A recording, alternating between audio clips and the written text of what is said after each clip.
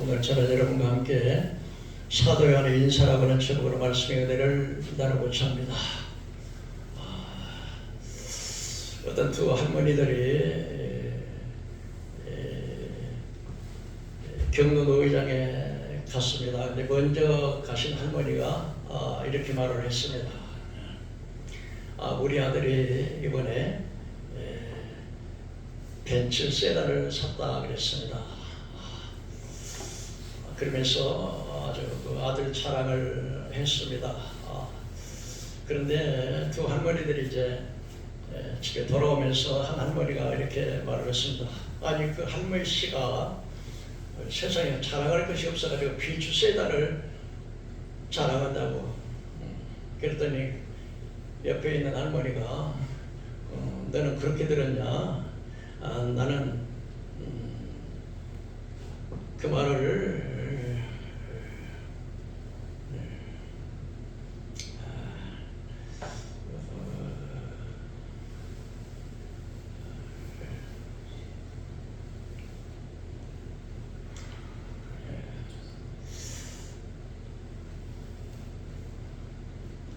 빤스 세장이라고 그렇게 알아들었다고 그랬습니다. 참 말이라고 하는 게 우리가 말을 잘해야 되겠지만 그러나 말을 잘 듣는 것도 굉장히 중요합니다. 특별히 제가 그 요한계시록을 강의하면서 우리 성도님들은 뭐 그렇지만 특별히 이 유튜브를 통해서 이제 방송 설교가 나가기 때문에 죄종들 목사님들이 이렇게 설교를 많이 듣습니다. 그런데 이 요한계시록은 특별히 보수적인 목사님일지라도 서로의 견해 차이가 많이 있습니다. 예를 들면 천년설도 전천년설이 있고 후천년설이 있고 무천년설이 있고 또 휴거도 환란 전 휴거, 환란 중간의 휴거, 또 환란 통과설이 있어서 각각 견해의 차이가 있습니다. 그러나 제가 특별히 이제 참 이 요한계시록을 강의하기가 상당히 조심스럽습니다. 잘못하면 오해할 소리가 많이 있기 때문에. 그러나 제가 신학교 시절부터 지금까지 참 이 요한계시록 많이 읽었고 또 많은 보수적인 목사님들을 통해서 이제 그 말씀을 보았습니다. 한 20권 이상의 책을 참고를 했고 또 제가 신학교에 학장으로 있을 때 우리 신학생들에게 교재를 만들어가지고 강의를 했었습니다. 특별히 순복음교회 조영계 목사님이 요한계시록 강의에 통합측에 박조전 목사님, 영락교회에 계셨던 박조전 목사님 요한계시록 강의, 기장의 김재전 목사님, 고신측의 서건태 목사님 요한계시록 주석, 대신의 최복표 목사님 세계중앙교회 계시록 테이프, 합동 정야수 목사님 요한계시록 강의 설교, 개혁측의 이봉호 목사님 계시록 바인다, 성결교회 송계태 목사님 일곱 우레의 비밀, 백인시 목사님 요한계시록 종합강의 흑기주석, 핸드북, 그랜드 주석, 초대교회 북한에 있었을 때 그 초대교회 주기철 목사님이나 길선주 목사님 종합계시록 강의 이렇게 해서 한 20여 권의 참고했기 때문에 특별히 그 보수적인 목사님들, 아주 훌륭한 목사님들의 요한계시록을 책을 참고했고 또 그들의 그 설교를 제가 나름대로 분석하고 많이 기도하면서 말씀을 준비를 했기 때문에 또 하나님께서 특별하게 이제 종말일 때 계시록을 좀 강의하라는 강력한 그런 그 생각이 들고 또 성령님의 음성으로 알고 그렇게 강의를 해서 오늘 네 번째 시간까지 강의를 시작하고 있습니다. 첫째로 오늘 삼위일체 하나님과 그리스도의 구속에 대한 확증인 것입니다. 이 요한계시록은 정교부를 채택하는데 많은 어려움이 있었습니다. 왜냐하면 첫째는 저자가 사도 요한인지 다른 사도 요한인지 헷갈린다고 생각했고, 두 번째는 이게 이 요한계시록이 전부 상징적으로 비유적으로 되어 있어서 해석하기가 어렵다. 또 많은 이단들이 시한부 종말론을 말했기 때문에 이런 문제 때문에서 정경으로 채택을 하는데 신약성경 27권 중에 제일 마지막으로 정경이 됐습니다. 그러나 요한계시록은 특별히 그 훌륭한 선지자들 다니엘이나 에스겔, 이사야, 그의 시편, 신약 역사서까지 그 배경을 이루고 있습니다. 초대교회 선교자였던 조스틴은 대중학적 학자였고 또 막 감독자였던 자였습니다. 이 터툴리안, 그 다음에 파피어스, 이레니우스, 알렉산드리아, 클레멘트, 오리겐 등이 본서를 인정하고 정격으로 사용했고 AD 397년에 카르타고 공의회에서 정식으로 이 요한계시록이 정격으로 채택이 되었습니다. 이 요한계시록은 특별히 성부와 성자와 성령 삼위일체 하나님으로부터 당시에 사도 요한은 판모섬에서 유배돼서 지하에 유배가서 강도들, 살인자들, 악한 자들이 모여서 아주 그 살벌한 그 섬에서 귀양 가서 이 사도 요한을 다시 그 로마의 도미시안 황제 때 사도 요한을 복음을 전하다 사도들이 다 순교를 했습니다. 예수님의 제자들이 다 복음 전하다 순교하시고 마지막에 이제 사도 요한도 죽이려고 이 기름가방을 아주 큰 기름가방에다가 부글부글 끓는 기름가방에다 갖다 완전히 발가벗겨서 튀겨 죽이려고 했지만 죽지 않으니까 이제 이 사도 요한을 이제 그 판모라고 하는 섬에 유배를 보냈습니다. 근데 거기서 참 그 황량한 그곳에서 기도하는 중에 성령의 감동을 받아서 이 요한계시록을 기록했습니다. 그래서 요한계시록은 그 계시의 근원이 바로 성부와 성자와 성령 삼위일체 하나님으로부터 왔다는 사실을 통해서 또 성령의 감동을 받아서 기록했다는 그런 의미에서 요한계시록은 이단들이 말하는 것처럼 이상한 책이 아니라 확실한 하나님의 말씀이라고 하는 사실을 우리가 알 수 있게 되는 것입니다. 첫째, 요한에 있는 7교회 편지를 이제도 계시고 전에도 계시고 장차 오실 때 이분은 성부 하나님을 그 다음에 그 앞에 7년과 그 앞에 7년은 성령 하나님을 중생된 증언으로 먼저 나시고 땅의 임금들의 머리가 되신 예수 그리스도 그는 예수님 그래서 성부와 성자와 성령 삼위일체 하나님으로부터 이 계시가 왔다고 하는 계시의 근원이 바로 하나님 삼위일체 하나님이라고 하는 사실을 성경에서 우리에게 말씀해 주고 있습니다. 이 성부 하나님은 바로 우주 만물을 창조하실 때 계획하시고 선택하시고 예정하셨던 섭리하시는 그래서 삼위일체의 가장 근원이 되시는 성부 하나님, 성령 하나님의 이사야 11장에 보면 여호와의 신, 지혜의 신이요 모략의 신이요 재능의 신이요 총명의 신이요 여호와를 경외하는 신이라. 그래서 이 성령님 예수님께서도 하나님의 본체시였지만은 이 땅에 사역을 오실 때는 그 성령으로 잉태하시고 성령의 기름 부으심을 받고 말씀을 전했으며 성령의 감동감으로 또 성령으로 부활을 전하셨습니다. 뿐만 아니라 성령님께서는 우리 성도들에게 물과 성령으로 거듭나서 죽은 영을 살리시고 또 세상에 하나님의 모든 말씀을 깨닫게 하시고 주님이 우리가 천국에 갈 때까지 보증하시고 가르치고 지도하시고 이끄시는 분이 바로 성령 하나이신 분입니다. 그리고 특별히 우리 예수님께서는 충성된 증언으로 먼저 나시고 땅의 임금들의 머리가 되셨다 했는데 예수님께서는 빌립보서 2장 7절에서 11절 말씀에 보면 예수님께서는 하나님의 본체시나 자기와 하나님과 동등됨을 취할 것으로 여기지 않고 자기를 비워 조의 형체를 가져서 사람과 같이 되셨고 사람의 모양으로 나타났으니 죽기까지 자기를 낮추시고 십자가에 죽기까지 복종하였으니 십자가에 죽으심이라. 그러니까 예수님께서는 하나님과는 본체시지만 하나님이시지만 그러나 우리를 구원하여 주시기 위해서 오실 때는 완전히 하나님의 영광을 다 내려놓으시고 사람의 모습으로 나타나시고 죄인의 모습으로 나타나시고 그리고 십자가에 죽기까지 복종하셨습니다. 만일에 우리 예수님께서 십자가에 죽기까지 복종하시지 않았다면 아마 우리들의 구원은 물 건너가 버렸을 것입니다.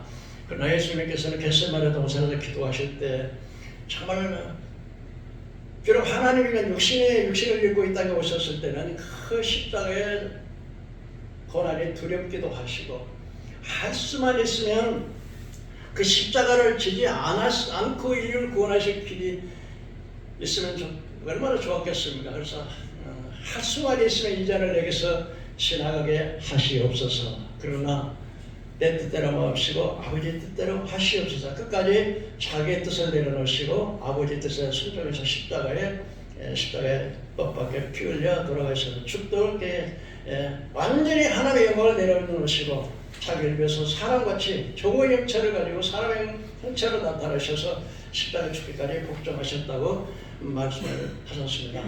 그리고 4절에 보면 피로 사서 우리를 사랑하사 그의 피로 우리를 죄에서 해방하시고 그랬습니다. 우리 한번 크게 한번 따라해 볼까요? 우리를 사랑하사 그의 피로 우리를 죄에서 해방하시고 사도 바울이 세상을 떠나고 난 다음에 교회가 많이 율법주의로 흘러갔습니다. 그래서 율법을 날과 달과 절기를 지키고 행함을 통해서 우리가 구원받는다고 하는 이런 잘못된 사상으로 나갈 때 바로 하나님께서는 성령 하나님께서 사도 요한을 통해서 우리가 구원받는 것은 우리의 율법적인 행위로 구원받는 것이 아니라 예수 그리스도의 보혈의 피, 우리의 죄를 대속시켜서 십자가에 피를 내주신 예수의 피를 믿음으로 구원받는다고 하는 사실을 하나님의 성령님께서 사도 요한을 통해서 말씀해 주셨습니다.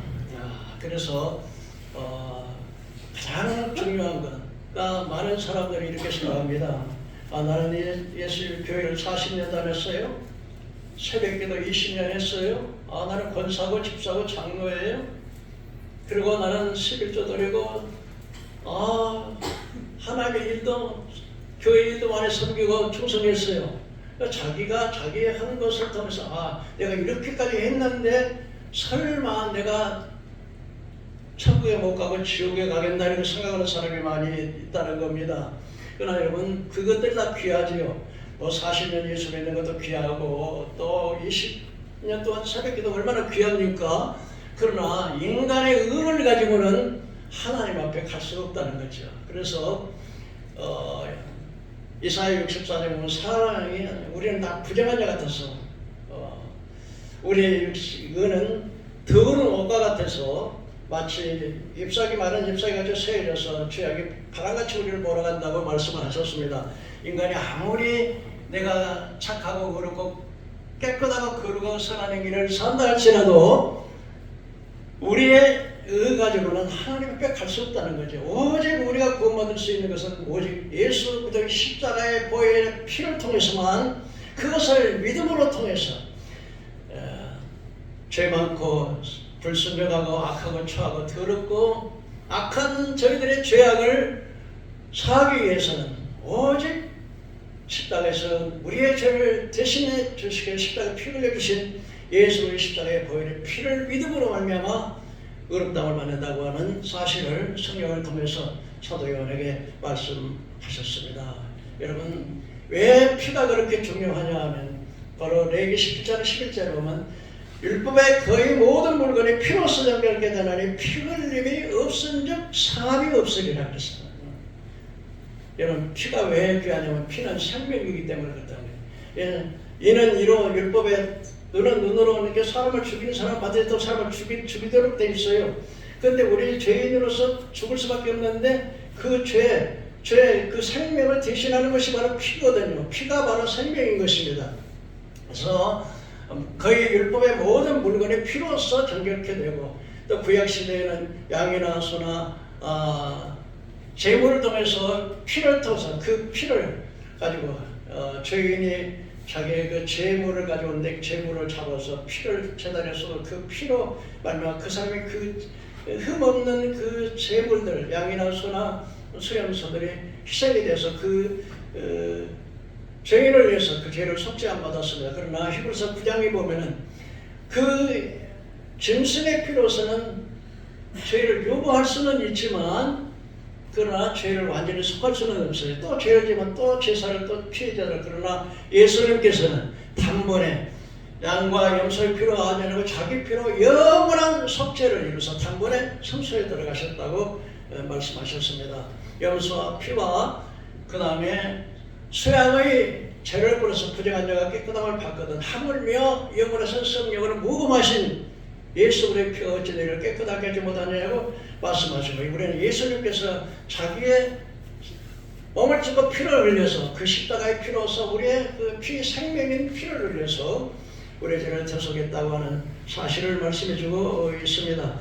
그래서 사도행전 20장 18절에도 보면은 피로 사신 교회가 바로 성도님들의 교회이고 내 자신의 교회인데 우리를 뭐로 샀냐? 피로 사서 그 죄값을 갚으셨다 이렇게 말씀을 하셨습니다. 그래서 우리 인간의 의 가지고는 아무리 내가 선하게 살고 아무리 착하게 살고 아무리 교회를 열심히 다니고 직분을 가졌다 할지라도 우리 의 가지고는 더러운 옷과 같아서 하나님 앞에 인정받지 못하고 오직 예수의 보혈의 피 나의 죄를 씻기는 예수의 피밖에 없네. 다시 정케하기도 예수의 피밖에 없다고 우리 찬송하는 것처럼 예수의 보혈을 믿는 그 믿음을 통해서 하나님은 그 믿음을 의로 여겨주신다고 말씀을 하고 있습니다. 두 번째로 오늘 이 사도간의 인사 오늘은 통신이 발달해 가지고서 아주 그 통신 발달했습니다. 옛날에는 오늘날처럼 통신이 발달하지 못한 시대에서는 편지를 썼어요. 일일이 배달부들이 편지를 써가지고 배달을 했잖아요. 그때 편지를 쓸 때 제일 먼저 서두에 뭐냐면 인사를 먼저 하잖아요. 근데 이 사도 바울도 편지를 쓸 때마다 하나님 아버지와 주 예수 그리스도의 은혜와 성령의 은혜가 너희와 함께 있을지어다. 너희 그리고 은혜와 평강이 너희에게 있을지어다. 무난 인사부터 이렇게 하고 내용을 적는 것이 이 편지의 절차라고 이렇게 생각을 했습니다. 그래서 사도 요한도 역시 교회에 예수 그리스도의 은혜와 성령의 은혜와 예수 그리스도의 구속의 은혜로 말미암아 너희에게 평강이 있기를 원하노라 이렇게 인사로 삼위일체 하나님을 들어서 너희에게 평강이 있기를 원한다 이렇게 인사하는데 그 삼위일체 하나님 성부와 성자와 성령 하나님의 계신 근원이 되셨다고 하는 사실을 오늘 말씀해 주고 있습니다. 두 번째로 우리가 사도 요한의 인사 가운데서 사도 요한이 기록한 내용은 죄의 재림에 대해서 말씀을 하셨습니다. 벌써다 내가 구름을 타고 오시는 각인의 눈이 그를 보겠고 찌른 자들도 볼 때 땅에 있는 모든 족속 그를 위해서 예곡하리니 그러하리라. 아멘. 어떤 우리 목사님들 중에도 공중 재림과 지상 재림을 아주 분리하는 분리해서 이중으로 이야기하시는 분들이 참 많이 있습니다. 그런데 성경은 절대로 공중 재림과 지상 재림을 분리하지 않습니다. 그래서 예수님께서는 히브리서 9장 28절에 이와 같이 그리스도도 많은 사람의 죄를 담당하게 하시려고 단번에 들이심 받으셨고 구원에 이르기 위해서 죄와 상관없이 자기를 바라는 자들에게 두 번째 나타나셨어요. 그러니까 예수님이 초림에 한 번 오시고 그 다음에 예수님께서 초림에 한 번 오시고 그 다음에 재림으로 마지막에 재림으로 오신다고 이렇게 성경은 말하고 있는데 만일에 예를 들어서 예수님이 한 번 오시고 또 공중에 또 한 번 또 오시고 또 마지막 재림은 재림 두 번째 나타나실 것이 아니라 세 번에 오시는 것이 되겠답니다. 그리고 또 예수님께서는 이제 이 재림이 환난 후에 오신다고 하는데 많은 이단들이 있습니다. 많은 이단들 보면 한국의 이단들도 보면 자기가 재림 예수라고 예수가 자기가 이미 예수가 왔다. 자기가 재림 예수다 이렇게 하는 사람들 가운데 우리 통일교회 문선명 씨 재림 예수, 안산청의 하나님의 교회 안상홍 씨, 이것도 자기가 메시아라고, 자기가 예수라고 그러는 사람들, 그다음 정명석의 기독교 복음선교회 스스로 메시아라고 하는 사람들, 구인의 재림예수교 초막자회, 그다음에 조인성 승리단 인자, 자기가 보이사라고 하는 사람도 있습니다. 해외에도 보면은 그러니까 이 재림의 시기라고 하는 것들 분명히 잘 알지 못하면 여러 가지 참 그 오해를 받게 되는데요. 해외에서도 재림 예수가 메시아들이 많이 있는데 인티크리스트, 브라질의 인티크리스트라고 하는 브라질 사람인데 스스로 자기가 예수가 환생한 사람이다. 자기 이렇게 했고, 그 다음에 카폴로이 필리핀 사람인데 영어로 Kingdom of Jesus Christ라고 하는 말로, 이 말은 지저스 킹덤이 그러니까 예수의 왕국이라고 하는 영어로 Kingdom of Jesus Christ는 예수의 왕국 교회를 설립한 사람이 필리핀 사람인데 카폴로이라는 사람이 있었고, 앨런 존 밀레라고 하는 호주 운동자의 스스로 자기가 예수라고 주장하는 사람이 있었고, 헨리 미국의 18세기 셰이크 교회에서 그리스도의 여성적 편연을 믿었고, 세르게이 토로프 러시아 사람인데 자신은 부활한 예수를 이렇게 주장한 재림 예수들이 많이 있는데, 예수님이 이런 분들은 다 이단들이죠. 얘들의 특징들이 있습니다. 이런 사람들의 특징은 뭐냐면 메시아의 콤플렉스에 걸린 사람들이에요. 그렇죠? 정신이 좀 이상한 사람들이죠. 아니면 거기 또 사기꾼들, 대부분의 정신적 문제와 경제적 또 성적 이런 걸 목적으로 한 경우가 참 많습니다. 두 번째 이렇게 이단들이 나오는 이유는 성경을 왜곡해서 성경의 비유나 예언을 자의적으로 이 예언이 바로 자기를 위한 예언이라 이렇게 해서 자의적으로 해석하는 또 이런 것을 추종하는 사람들을 광신들이 미칠 광자들이요, 광신자들이 있는데, 그 사람들 왜 그런 사람인데 저 사람이 하나님의 아들 예수라고 그렇게 따라가 다니냐 하면요, 그 사람 이런 특징을 재림 예수라고 하는 사람의 특징들이 있는데, 특징은 왜 카리스마적인 특별한 게 있어요. 사람을 그냥 완전히 휘어잡는 그런 것.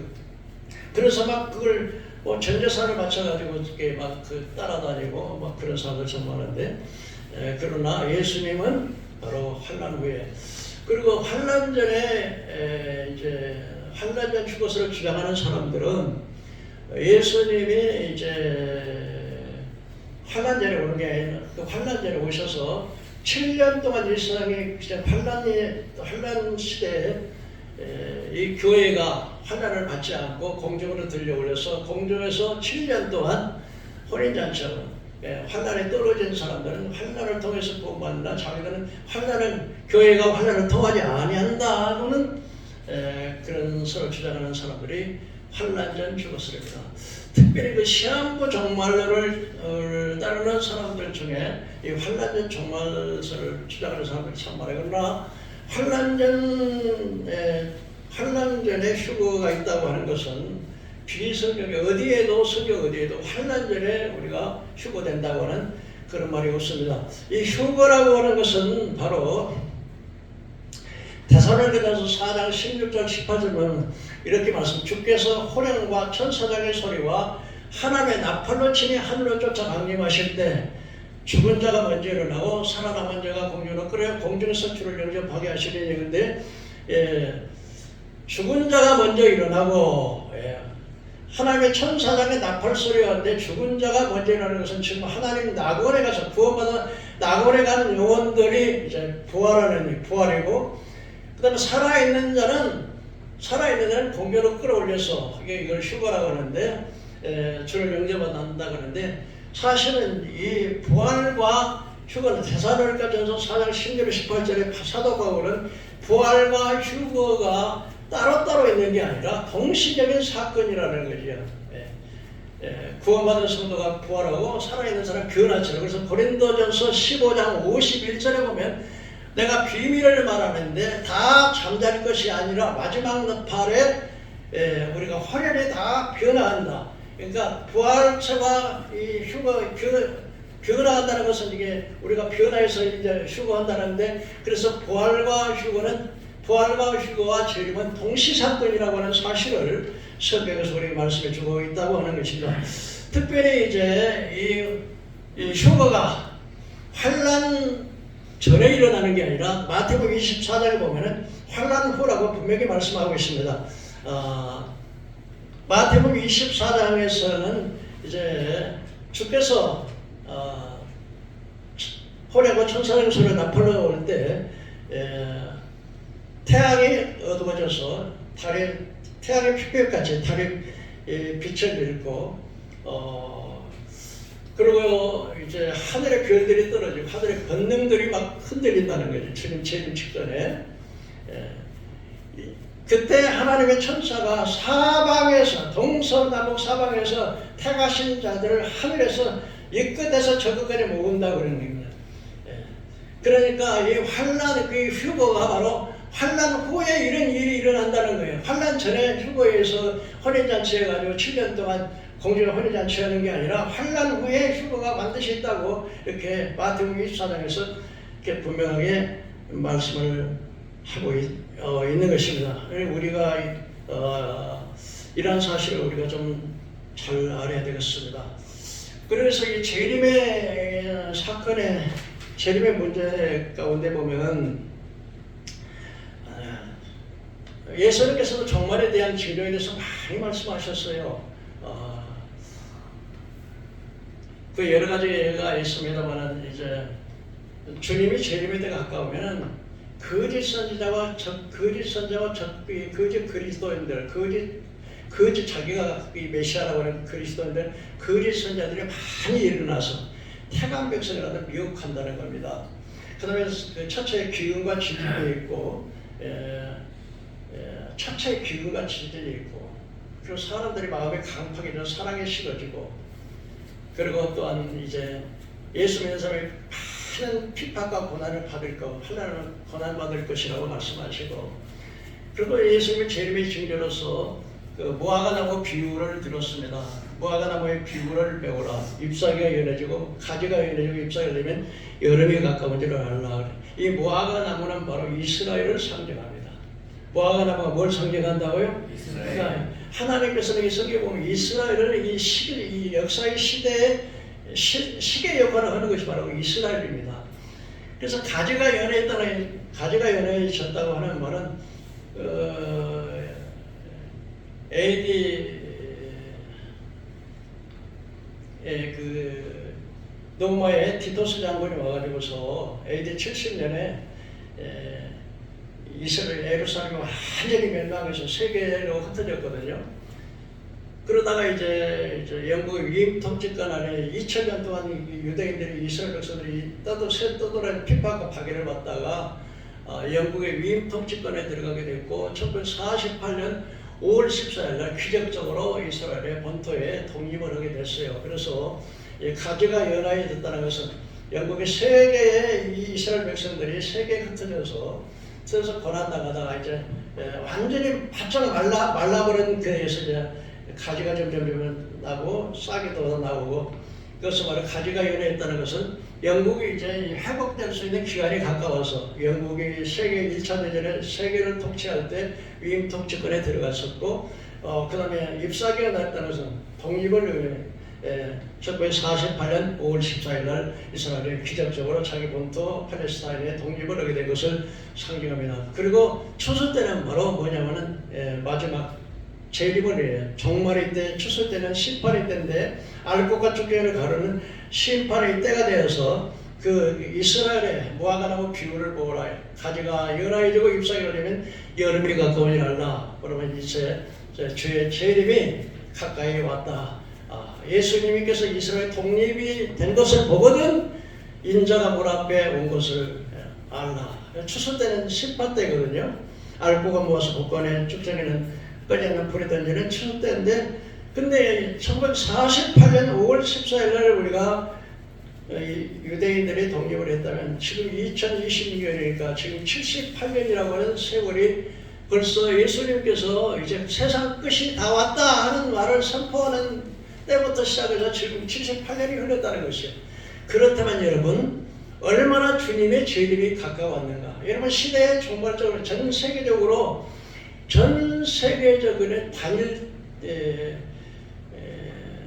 단일 정부가요 전 세계적으로 지금 청소기 다 되어 있습니다. 시스템이 전부 다 완료 다 되어 있어요.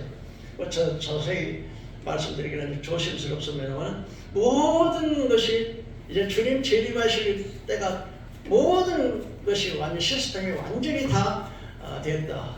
그렇다면 우리가 지금 얼마나 가까운 때에 지금 우리가 살고 있는가 하는 사실에서 지혜로운 다섯처와 미련한 다섯의 비유로 미련한 다섯처는 등만 준비하고 기름은 준비하지 않았다가 친구 와서 신랑이요 신랑 맞으시오 하니까 그때서 야 친구들 지혜로운 다섯처는 등도 준비하고 기름도 준비했는데 그 기름 좀 나눠 쓰자 그랬더니 기름 나누면 우리도 부족하고 너희도 부족하니까 시장에 가서 사서 오라.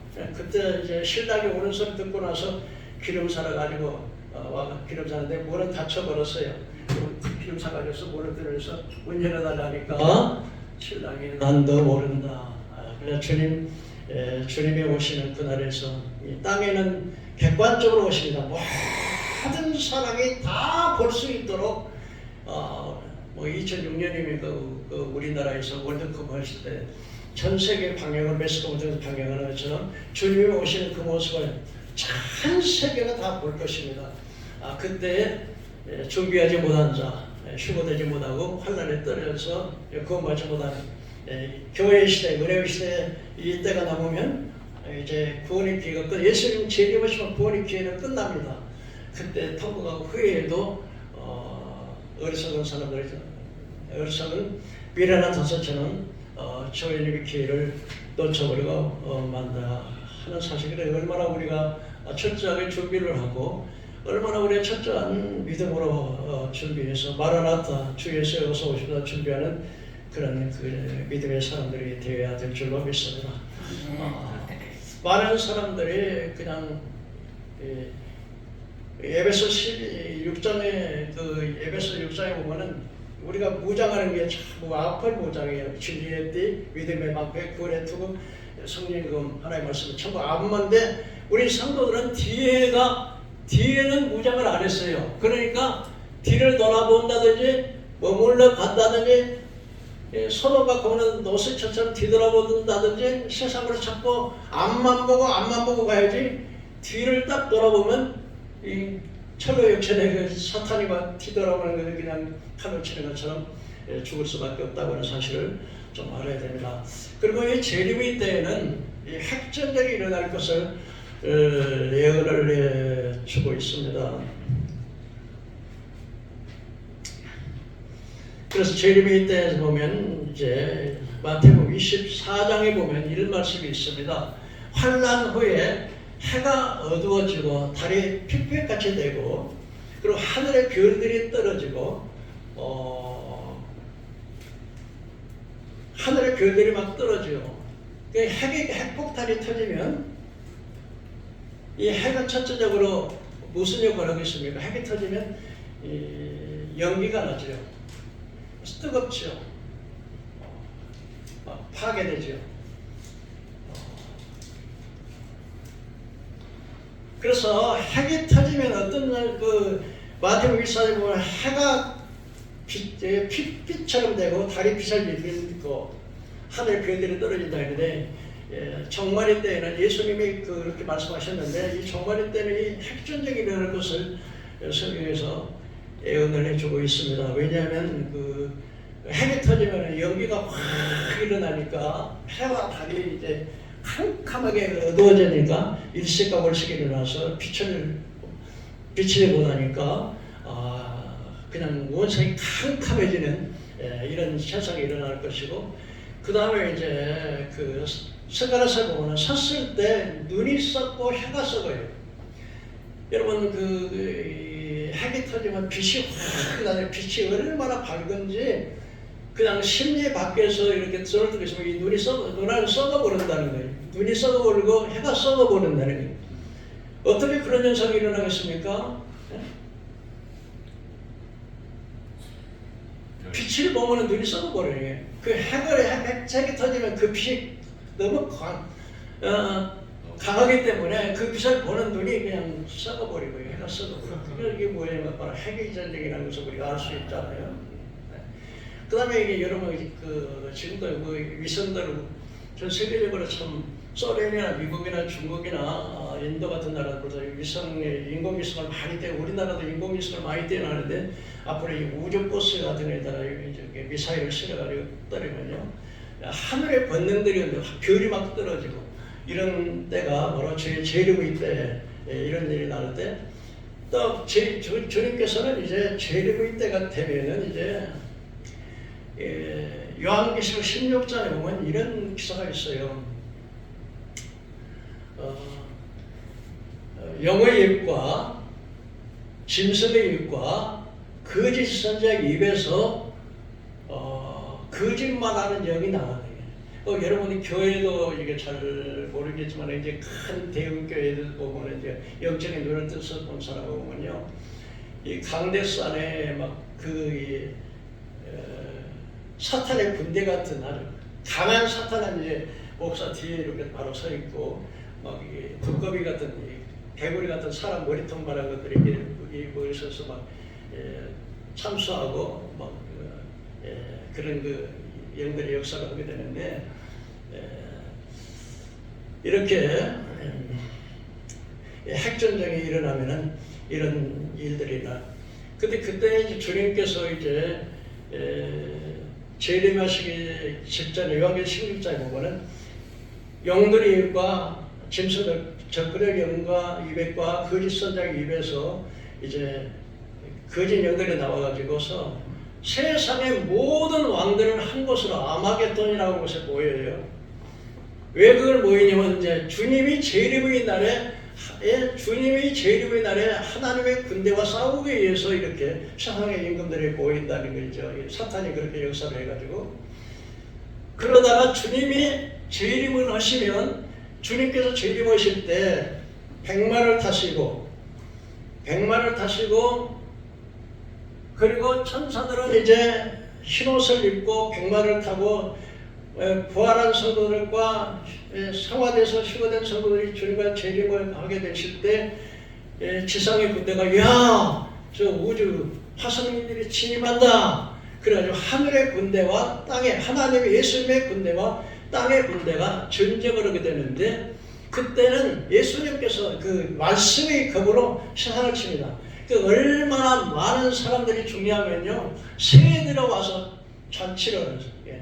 왕들의 고기와 장군들의 고기와 부자들의 고기와 모든 들의 고기를 먹어요. 얼마나 많이 예수님의 말씀의 겁으로 막 것이 반항하는 자들은 다 죽이니까 새들의 잔치가 일어나고, 그리고 주님께서는 이제 백마 다수기 땅에 재림하셔서 적그리스도와 거짓 선지자를 산채로 요한불에 집어던져 버리고 나머지는 그 예수의 입의 겁으로 죽이는 이런 그 비참한 전면 재림의 때 이런 준비하지 못하는 신령들은 이런 그 재난을 당하게 된다고 이렇게 성경은 말씀을 해주고 있습니다. 그 다음에 우리가 큰 10절에 보면 큰 나팔 소리와 함께라고 합니다. 주의 날에 내가 성령에 감동하여 나팔 같은 음성을 들으니 말씀하시는데, 이 재림의 나팔은 예수님께서는 이 나팔을 큰 나팔을 알겠고 마태복음 24장 31절과 계시록 9장 7절은 일곱째 나팔이라고 그랬고 고린도전서 15장 5절은 마지막 나팔을 알겠는데, 이게 말하면 주님이 재림하실 때는 이 나팔 소리를 나팔을 부르게 되는 것입니다. 그래서 이 나팔을 볼 때 선지자의 전하는 자와 같이 이 비밀인데 선지자의 전함과 같이 복음이 이루어질 것이라고 했는데, 그때 나팔소 나올 때 이미 구원받은 성도들의 부활과 살아있는 성도들의 변화체, 휴거되기에서 변화체 이런 일들이 일어날 것이라고 말씀을 하셨습니다. 마지막으로 이제 한 말씀만 더 드리고 말씀을 마치겠습니다만은, 그래서 예수님의 재림이 날 때는 이제 그 유대인들에게는 예수님을 민족적인 회개가 일어납니다.